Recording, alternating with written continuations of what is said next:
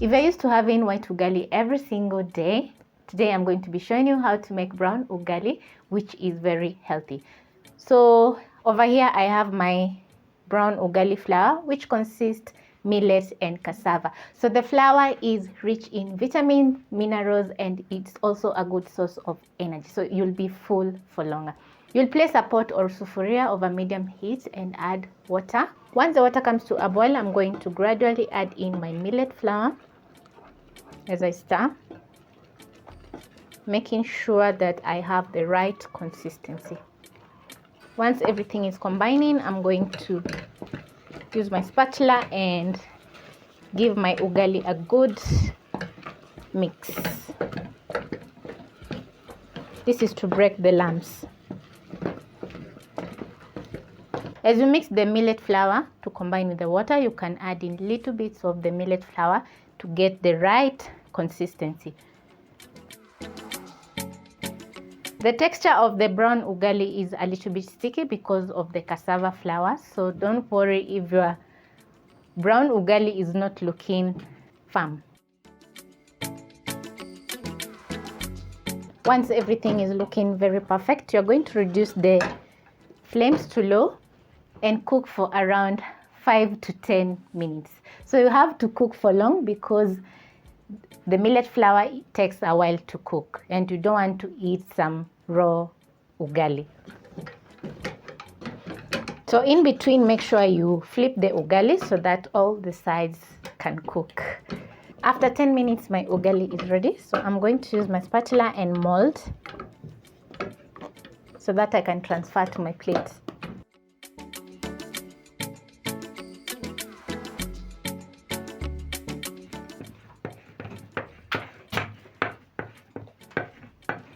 Mold with my spatula a little bit once I transfer to my plate, just like that. And my brown ugali is ready. In a matter of 15 minutes, my brown ugali is ready and it's smelling so awesome because I've taken my time to cook the brown ugali. So I hope you'll be trying out this very easy recipe. In this video, I am going to be showing you how to make ugali, but with a twist. So there are two key ingredients in this recipe. That is my maize flour or corn flour and beetroot. So here is the twist. If you've never come across beetroot, this is how it looks like, and I'm going to be using 1 beetroot for this recipe. So I'm going to, first of all, I've already washed the beetroot. I'm going to peel, chop off the ends, and peel the skin of the beetroot. You can use a vegetable peeler or a small knife like this one. So once done, I'm going to cut the beetroot in half.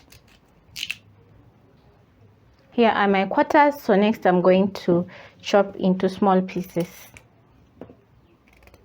Once done, I'm going to move over to my stove top where I've placed a small pot with water. I'm going to add in my beetroot. Cooking the beetroot is going to help you remove that earthly flavor from the beetroot that people don't like. Then I'm going to let the beetroot cook until tender, that is around 5 minutes. Once my beetroot has come to a boil, I'm going to let the beetroot rest before grinding with my grinder. I chose to boil my beetroot. Also, you can roast or steam your beetroot. Cover and then I'm going to grind until smooth.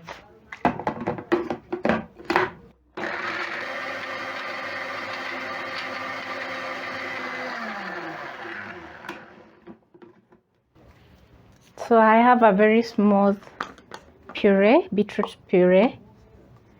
I'm going to be adding the puree to my pot. So I'm going to use a small sieve and sieve out the beetroot fibers.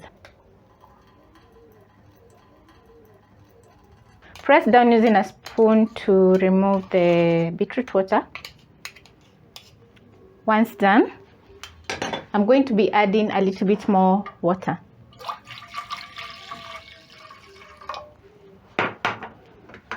And over high flame, I'm going to bring my pot to a boil.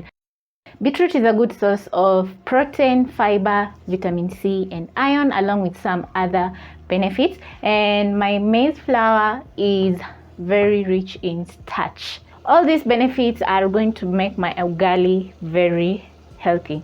Once my water comes to a boil, I'm going to add in my maize flour.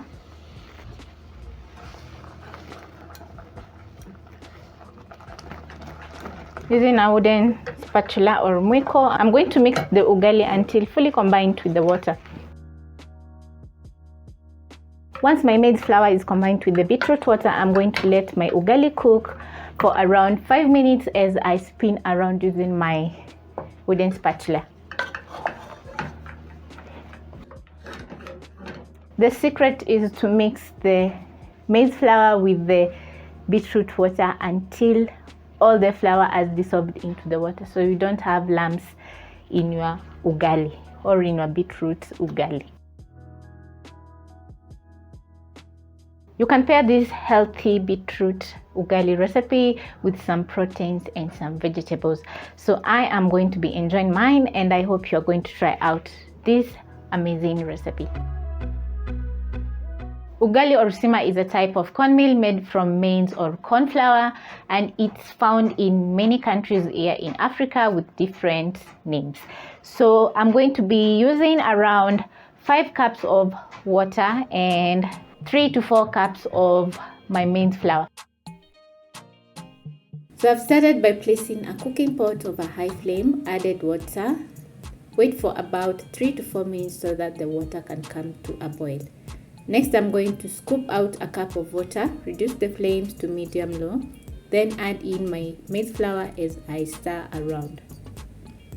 Making ugali, you need a strong arm, so this is a workout for starters. So using my wooden spatula, I'm going to spin around the maize flour into the water until everything is fully combined and smooth.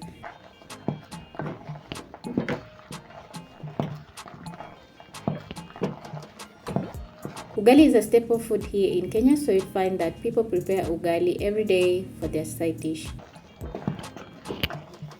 Add in the water you saved earlier if you notice that the dough is dense, and if the consistency of the ugali is runny, add in bits of maize flour as you mix.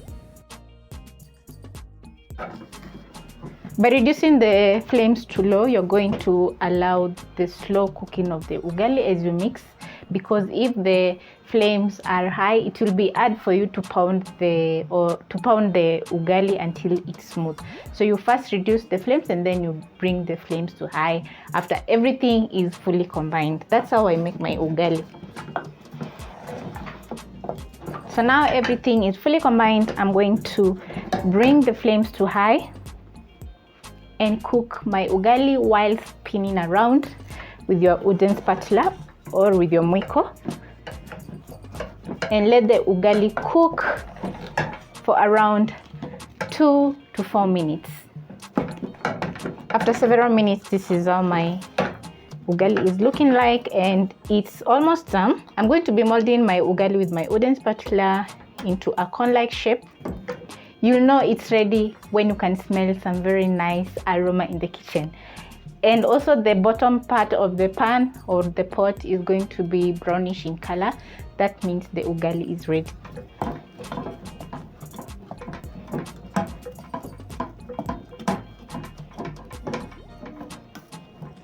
I'm molding so that I can serve. So once done, I'm going to turn off the heat and transfer to my plate.